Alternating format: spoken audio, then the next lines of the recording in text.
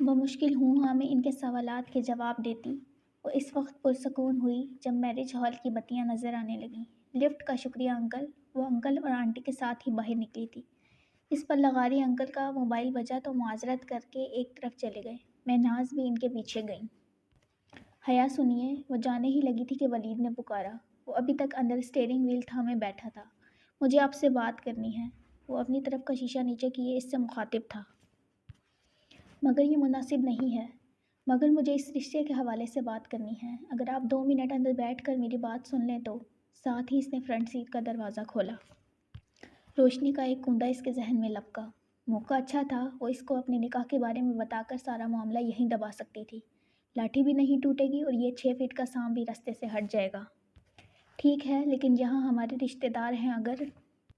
Don't worry, میں کار back side پہ لے جاؤں گا، آپ بیٹھیے۔ وہ متذبذب سی اندر بیٹھ گئی۔ زندگی میں پہلی دفعہ وہ یوں کسی لڑکے کے ساتھ تنہا بات کرنے بیٹھی تھی۔ ابا کو پتہ چلتا تو ان کی ساری وسیع النظری بھگ سے اڑ جاتی۔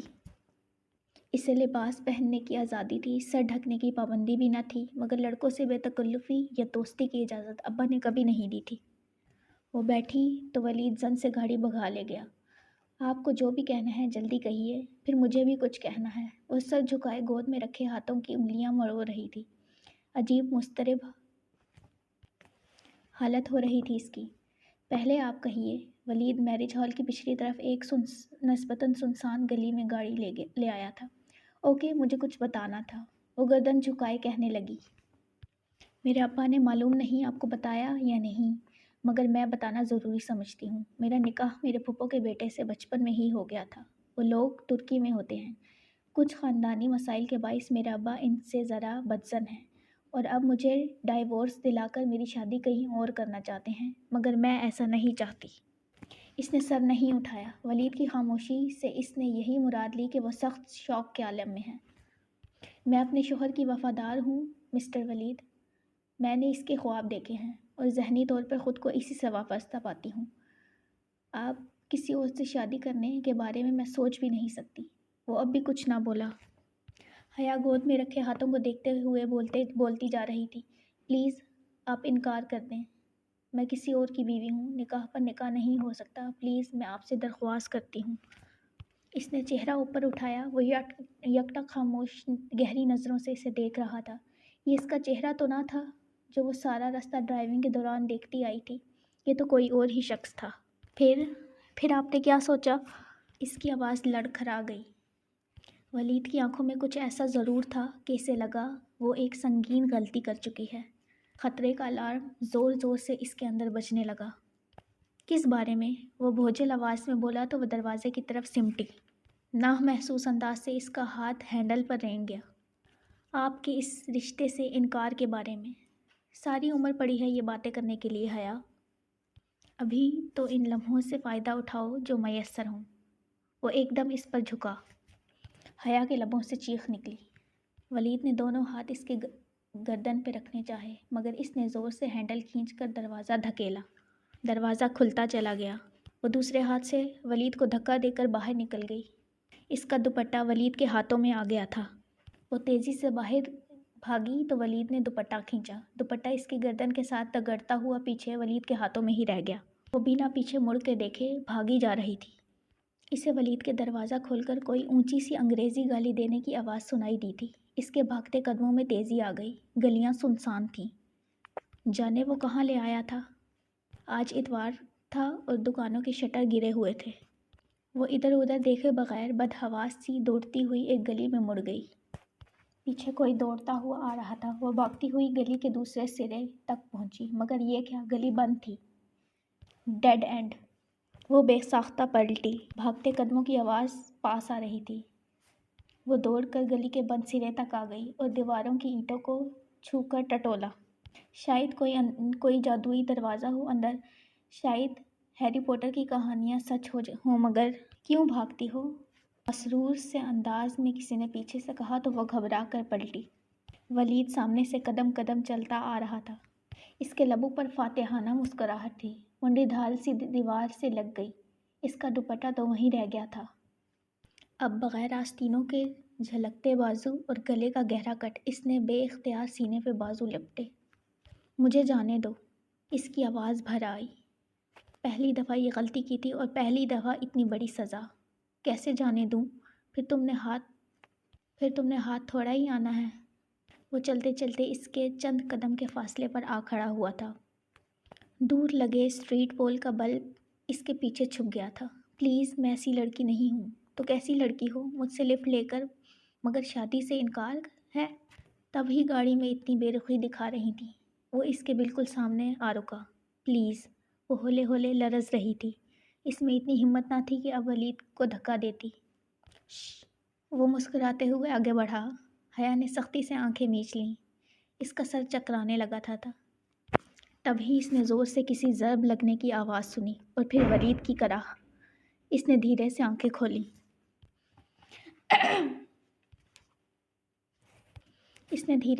کھولیں۔ ولید چکرا کر نیچے گر رہا تھا اور اس کے پیچھے کوئی کھڑا نظر آ رہا تھا۔ شوخ نارنجی شلوار قمیض میں ملبوس، میک اپ سے اٹا چہرہ لیے وہی اس روز والا خواجہ سرا ڈولی۔ اس کے ہاتھ میں ایک فرائی پین تھا جو اس نے شاید ولید کے سر پہ مارا تھا۔ وہ ساکت سی اس کو دیکھتی رہی۔ ڈولی نے پاؤں سے ایک ٹھوکر ولید کو ماری تو اس کا بے ہوش وجود ذرا پرے ہوا۔ وہ 2 قدم آگے بڑھا اور عین حیا کے سامنے رکا۔ اس کی سلور چمکیلے آئی شیڈو سے اٹی آنکھوں میں ایسی کاٹ تھی کہ وہ سانس روکے اسے دیکھے گئی۔ تب ہی اس نے ہاتھ بڑھایا اور حیا کو گردن کے پیچھے دبوچا، یوں کہ گدی کے گرے بال بھی اس کی گرفت میں آ گئے۔ ڈولی کے ہاتھ اور حیا کی گردن کے درمیان اس کے بال تھے، پھر بھی اس کے ہاتھ کا کھردرا پن وہ محسوس کر سکتی تھی، لیکن لبوں سے کراہ تک نہ نکلی۔ اس کی گردن کو یوں ہی پیچھے سے دبوچے ڈولی نے ایک جھٹکے سے اسے آگے دھکیلا۔ وہ بے اختیار کھانسی مگر ڈولی کی بے رحم گرفت ڈھیلی نہ پڑی۔ وہ اسے اسی طرح پکڑے اپنے آگے آگے دھکیل کر چلا رہا تھا۔ وہ لڑکھڑاتے قدموں سے چل رہی تھی۔ گلی کے آغاز تک جہاں سے وہ آئی تھی وہ اسے لے گیا، پھر مخالف سمت میں مڑ گیا۔ سامنے ہی میرج ہال کا پچھلا حصہ تھا۔ وہ اسے اپنے آگے دھکیلتا پچھلے گیٹ تک لے آیا اور ایک جھٹکے سے اسے چھوڑا۔ حیا کو لگا اس کی گردن سے کھردرا ٹوک ہٹا ہے۔ اس نے پلٹ کر ڈبڈبائی آنکھوں سے ڈولی کو دیکھا۔ وہ ابھی تک لب بھیجے تلخ کاٹ دار نگاہوں سے اسے دیکھ رہا تھا۔ حیا کی آنکھوں سے آنسو گرنے لگے۔ اسے لگا وہ اب کبھی بول نہیں پائے گی۔ دفعتاً ڈولی نے اپنی گردن سے لپٹا نارنجی دوپٹہ کھینچا اور اس پر اچھالا۔ دوپٹہ اس کے سر پہ آن ٹھہرا، پھر سلکی بالوں سے پھسلتا ہوا شانوں پہ ڈھلک گیا۔ ڈولی چپتی ہوئی نظروں سے اسے دیکھتا ہوا آہستہ سے بولا، بے حیا۔ اس کے لہجے میں برچھی کی کاٹ تھی۔ پھر وہ پلٹ گیا۔ وہ بھیگی آنکھوں سے اسے دور جاتے دیکھتی رہی۔ نارنجی دوپٹہ اس کے کندھوں پر پھسل کر قدموں میں آ گرا تو وہ چونکی، پھر جھک کر دوپٹہ اٹھایا۔ ریشمی بھڑکیلا نارنجی دوپٹہ جس پر سستا سا گولڈن ستاروں کا کام تھا۔ وہ کبھی اپنی مائی کو بھی ایسا دوپٹہ نہ دیتی، مگر آج اس نے اچھے طریقے سے خود کو اس دوپٹے میں لپیٹا تاکہ پہچانی نہ جائے اور پچھلے گیٹ کی طرف بڑھ گئی۔ ہال میں جانے کے بجائے وہ باتھ روم کی طرف آئی اور اپنا حلیہ درست کیا۔ رونے سے کاجل بہہ گیا تھا، بال بھی بکھرے تھے۔ موبائل اس چھوٹے سے کلچ میں تھا جو اس نے اس سارے عرصے میں اپنے بائیں ہاتھ میں دبوچے رکھا تھا۔ شکر اندر فنکشن اپنے عروج پہ تھا۔ اسٹیج پہ دلہا دلہن رشتہ داروں، کزن اور دوستوں کے جلووں میں مسکرا رہے تھے۔ سونیا بھابھی بھی بہت اچھی لگ رہی تھیں اور داور بھائی بھی۔ ارم فیروزی فراق میں چہکتی ہوئی ادھر ادھر گھوم رہی تھی۔ اصولاً اسے بھی وہیں ہونا چاہیے تھا، مگر وہ ایسی ذہنی حالت میں نہ تھی کہ وہ قدم بھی چل پاتی۔ صبح دم سی ایک آخری نشست پر گری ہوئی تھی۔ بے حیا، بے حیا، بے حیا۔ ڈولی کے الفاظ کی بازگشت ہتھوڑے کی طرح اس کے دماغ پر برس رہی تھی۔ وہ بے حیا تو نہیں تھی۔ وہ تو کبھی کسی لڑکے کی گاڑی میں نہیں بیٹھی تھی۔ اس سے تو یہ غلطی پہلی دفعہ ہوئی تھی۔ پھر سوچ کر اس کا دماغ پھٹا جا رہا تھا۔ وہ آدھے فنکشن کے بعد ہی طبیعت کی خرابی کا بہانہ کر کے چلی آئی تھی۔ یہ داور اور سونیا کی شادی کے چند روز بعد کا ذکر ہے۔ صبح سے سردی بہت بڑھ گئی تھی۔ دسمبر ختم ہونے کو تھا اور ہوا ٹھٹھرا دینے والی بن چکی تھی۔ ایسے میں وہ کیمپس میں اسکالرشپ کوآرڈینیٹر کے آفس کے باہر دروازے پہ لگی لسٹ دیکھ رہی تھی۔ अरेस्मस मेंडेस एक्सचेंज प्रोग्राम के तहत स्टूडेंट में से सिर्फ 2 लड़कियां सवांजी यूनिवर्सिटी जा रही थीं, हया सुलेमान और खतीजा राना। ये खतीजा राना कौन है भला? वो सोचते हुए अपने यकहतहारतों आपस में रगड़ रही थी। सर्दी से इसकी नाक सुर्ख पड़ रही थी। लॉन्ग शर्ट और ट्राउज़र पर स्टाइलिश सा लॉन्ग स्वेटर पहने वो दरवाजे के सामने खड़ी थी। दफातन उकब से किसी ने पुकारा, एक्सक्यूज़ मी। वो चौंक कर पलटी। पीछे एक लड़की खड़ी थी, कंधे पे बैग, हाथों में डायरी और पेन और आंखों पर बड़ा सा चश्मा। वो इसको नाम से नहीं पहचानती थी, मगर इसको कई दफ़ा यूनिवर्सिटी में देखा ज़रूर था। वो लड़की इसे ख्वाह मख्वाह ही बहुत बुरी लगती थी। ये हया सुलेमान कौन है भला? वो चश्मे के पीछे से आंखें सुकेड़े तोचती हुई कह रही थी। हया ने एक तंजिया निगाह में इसका सर से पैर तक जायज़ा लिया, फिर ज़रा रूखे अंदाज में बोली, मैं हूँ। ओह, इसने मुश्किल बम अपनी नागवारी छुपाई। मैं आपके साथ तुर्की जा रही हूँ हया। मैं खतीजा हूँ। मेरी फ्रेंड्स मुझे डीजे कहती हैं, मगर आप मेरी फ्रेंड नहीं हैं, सो खतीजा ही कहिएगा। मुझे भी हया सिर्फ मेरी फ्रेंड्स कहते हैं। आप मुझे मिस सुलेमान कह सकती हैं। वो कहकर पलट गई। अजीब बददिमाग लड़की थी वो खतीजा राना। इससे पहले भी ख्वाह मख्वाह ही बहुत बुरी लगती थी, और अब अंदाज़ा हो गया था कि इसके भी हया के बारे में ख़यालात कुछ ऐसे ही थे। वो जैसे ही घर आई, ज़फ़र सामने आ गया, भागता हुआ, हाँफता हुआ। हया बीबी, बोल भी चुको अब। वो गाड़ी लॉक करती खौफज़दा हुई। आपको इरम बीबी बुला रही हैं। खैरियत नहीं लगती जी, वो बहुत रो रही हैं। ज़फ़र ने राजदारी से बताया तो वो चौंकी। अच्छा, मैं आती हूँ, तुम ये मेरा बैग अंदर रख दो। वो सीधा इरम के घर खुलने वाले दरमियानी दरवाजे की जानिब बढ़ गई। लाउंज में साइमा, ताई और सोनिया बैठी थी। सामने कोई कामदार दुपट्टा फैल रखा था और दोनों इसके साथ उलझी थीं। आहट पे सर उठाया। इसे देखकर दोनों ही मुस्कुरा दी। हया, कैसी हो? बिल्कुल ठीक। इरम किधर है? ताई अम्मा मुझे बुला रही थी, अंदर कमरे में होगी। ओके, मैं देख लेती हूँ। मुस्कुराकर राहदारी की सिमत बढ़ गई। इरम के कमरे का दरवाज़ा बंद था। इसने डोर नॉब घुमाकर धकेला, दरवाज़ा खुलता चला गया। बेड पर इरम अकड़ू बैठी थी। सामने लैपटॉप खुला पड़ा था। चमकती स्क्रीन की रोशनी इरम के चेहरे को चमका रही थी, जिस पर आंसू लड़ियों की सूरत में बह रहे थे। इरम, क्या हुआ? वो कदरे फिक्रमंदी से इरम के पास आ बैठी। इरम ने सुर्ख आंखें उठाकर हया को देखा। इसकी आंखों में कुछ था जो इससे ठटका गया। हया, एक बात बताओ। इसका रंधा हुआ लहजा अजीब सा था। बोलो। हम शरीफ लड़कियां हैं क्या?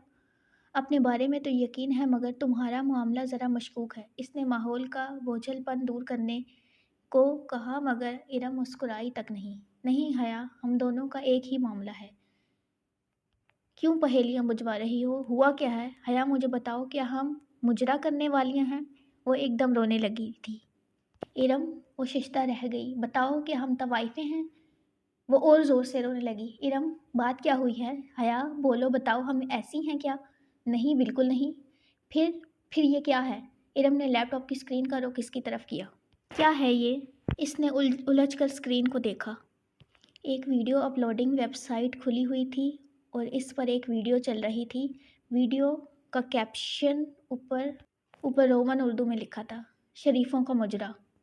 वीडियो किसी शादी के फंक्शन की थी। हर सू सजी सवरी ख़वातीन और दरमियान में डांस फ्लोर पर महवरे रक्स 2 लड़कियाँ। एक का लहंगा गोल्डन था और दूसरी का सिल्वर। पूरी छत जैसे इसके सर पे आन गिरी।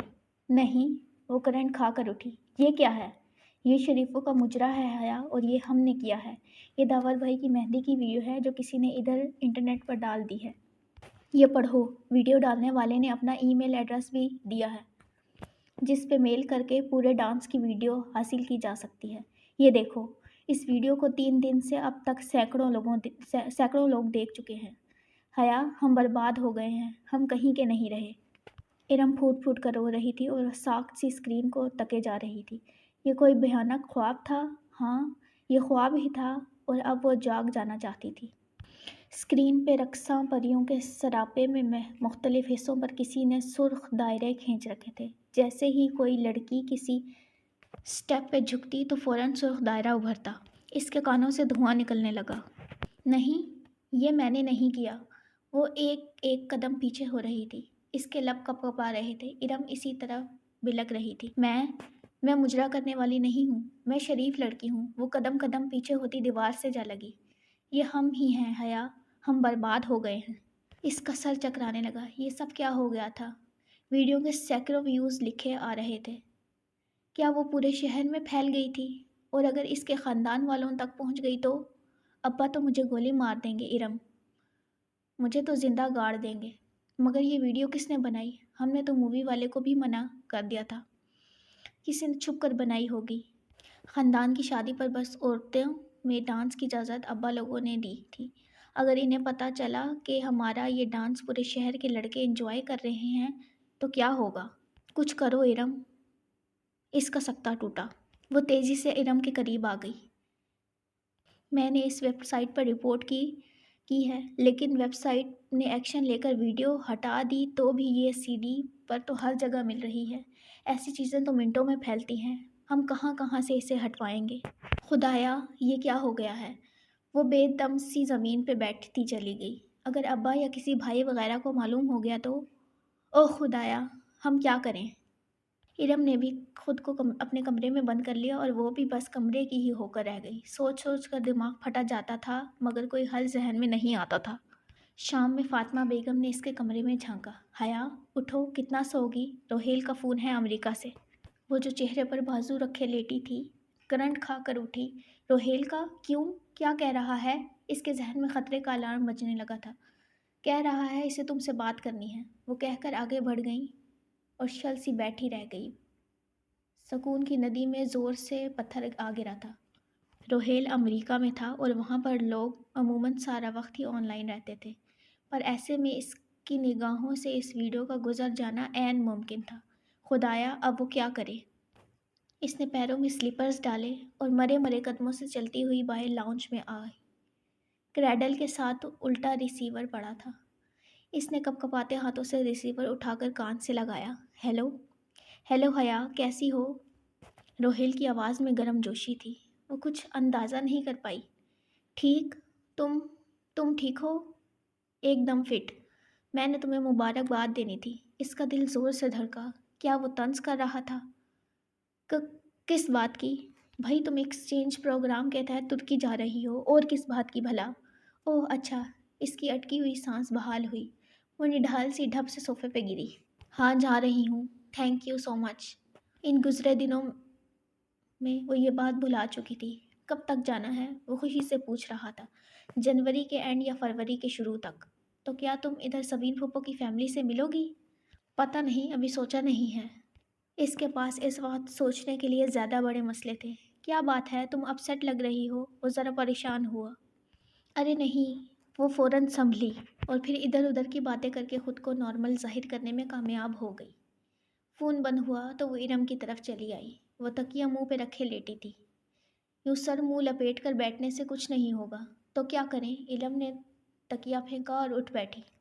سب سے پہلے تو دونوں گھروں کے تمام کمپیوٹرز پہ اس ویب سائٹ کو بلاک کرتے ہیں تاکہ کم از کم گھر والوں کو تو نہ پتہ چلے، پھر اس کا کوئی مستقل حل سوچتے ہیں۔ ٹھیک ہے، چلو۔ امید کا سرا دیکھ کر ارم اٹھ کھڑی ہوئی۔ بنا کسی وقت کے جب وہ تمام کمپیوٹرز پہ اس ویب سائٹ کو بلاک کر چکیں تو سائمہ تائی نے آ کر بتایا کہ رات میں ارم کو دیکھنے تایا فرقان کی کوئی فیملی فرینڈ بما خاندان آ رہے ہیں۔ رسمی کارروائی تھی کیونکہ وہ رشتہ تو ڈھکے چھپے الفاظ میں مانگ ہی چکے تھے۔ حیا سب کچھ بھلا کر پرجوش ہو گئی۔ ہمارے دلہا بھائی بھی ساتھ آئیں گے؟ حیا ڈرائنگ روم میں جھانک کر اندر کمرے میں آئی تو وہ منہ لٹکائے بیٹھی تھی۔ تم ایسے کیوں بیٹھی ہو؟ ارم نے آہستہ سے سر اٹھایا۔ سر پہ سلیقے سے دوپٹہ جمائے وہ برق ہوئے کے لیے تیار بیٹھی تھی۔ ہاں، آنکھیں ذرا ویران سی تھیں۔ وہ ویڈیو دفع کرو اسے۔ آؤ، سب بلا رہے ہیں۔